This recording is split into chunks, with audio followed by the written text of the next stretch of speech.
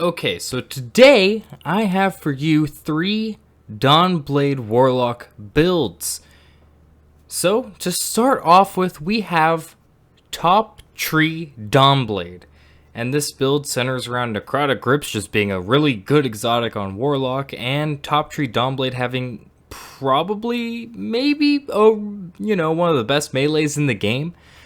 So, it has the potential of hitting multiple enemies and all of them proccing the AoE dot damage of Necrotic Grips. Plus, if you're in air, you get more melee energy.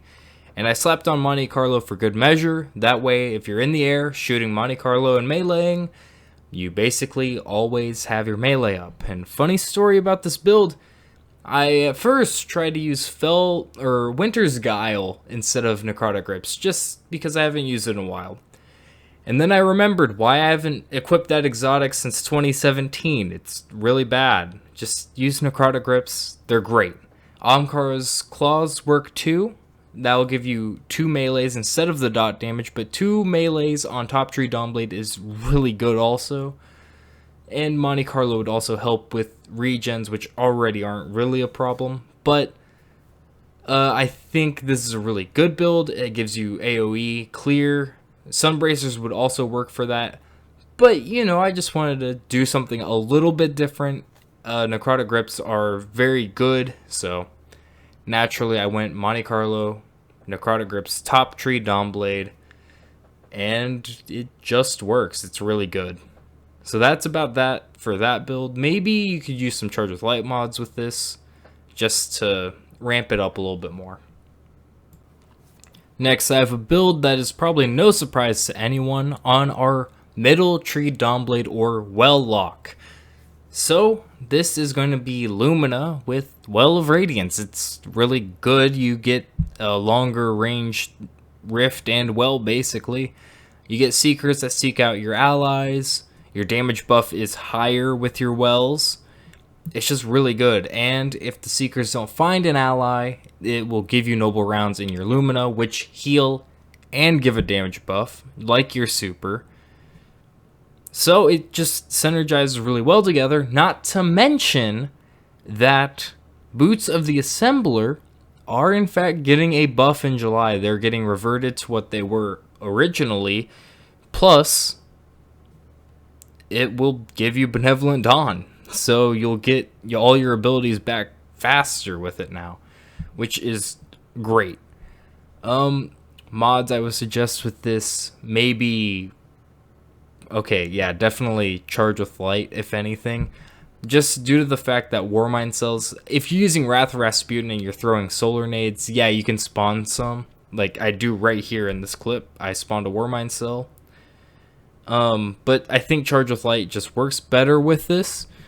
If you use Charge Harvest or something like that, maybe you also use Radiant Friends, so every time you super, which is actually more often than I thought it would be, but you would charge your allies too, so I would recommend Charge with Light over Elemental Wells or Warmind Cells, just because you don't have that many ways to generate Warmind Cells other than Wrath of Rasputin, and Elemental Wells currently in Season 14 have uses, and they are pretty good, but Charge with Light has already been fleshed out at the moment, so it's my go-to for it, personally.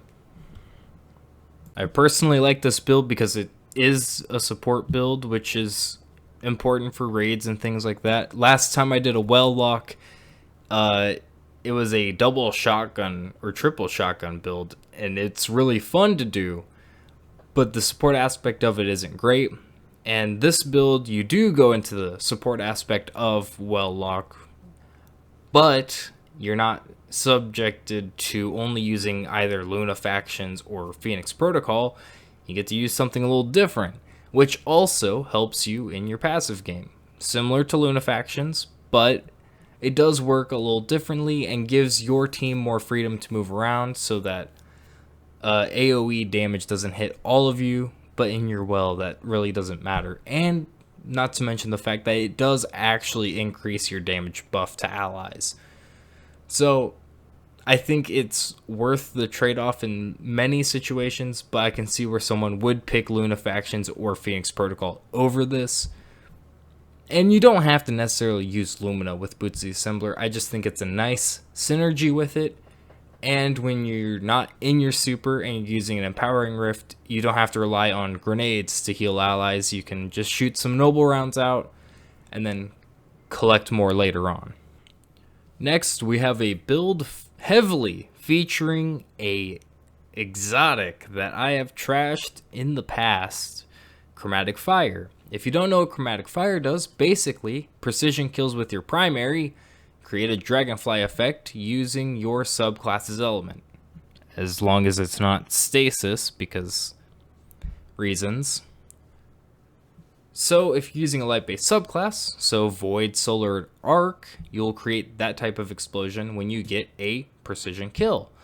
Not to mention that this does in fact stack with Firefly, so your Ace of Spades, your Hung Jury, Fatebringer, Prey's Revenge, all of those will not create one explosion, but two explosions on a precision kill. And also with Elemental Accelerator, whatever it's called, the one that makes your blast damage do more when it's from Dragonfly, Firefly, or half the things in the game, it feels like. It does more damage. Pair this with Wrath of Rasputin.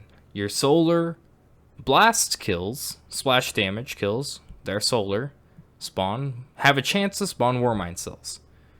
And you get two big explosions. It's really good. Ace of Spades is probably the best for this, being that its Firefly does more damage naturally with Memento Mori active. But if you use one of the legendary weapons with Firefly, you can use something like Jotuun, or you can run double primary with Tiku. Personally, I went with Hung Jury because this season it has anti-barrier.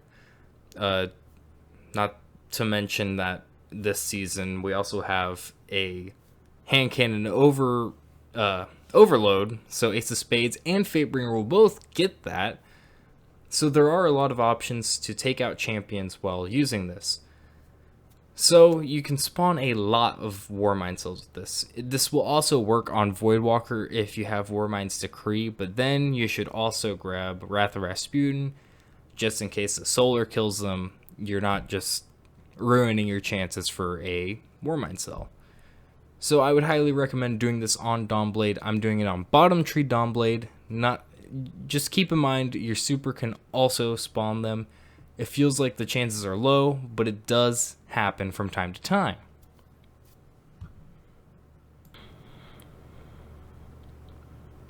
I would really recommend using this build this season, just because Hammer of the Warmind's a thing, so there's a lot of champion mods from your Warmind cells, and with Energy Accelerant making your Firefly do more damage, it's just a really good build right now.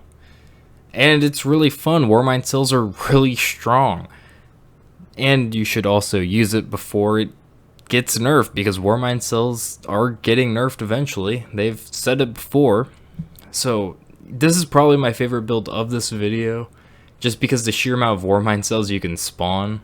And with Power of Rasputin being as good as it is, you might as well do it. So that's gonna be it for this video, but if you hold on, I'll explain a little more about the series if you're new here, and some other just general housekeeping things.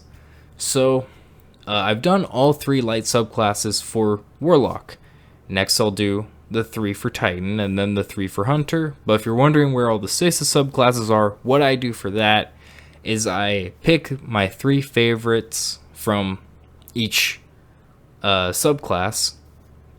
So for Warlock, I would pick my favorite Voidwalker, my favorite Dawnblade, and my favorite Stormcaller from this season's videos. So I take those and I put those in a video, and I go maybe a little more in depth with them, or I just refresh over them, maybe make additions to or whatever. Change it in a way probably. And then I also make a build for Stasis.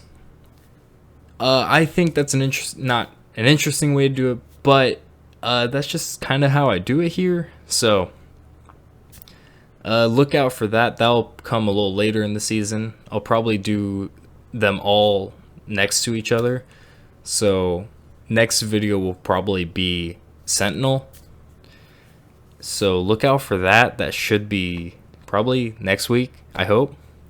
I also have New Light Beginner's Guide soon, like really soon, and some other projects I have in the works. Keep a lookout for shorts, whether they be my Destiny recaps or the shorts I do for TWAB or just random games. So, yeah, that's about it for this video, and thank you.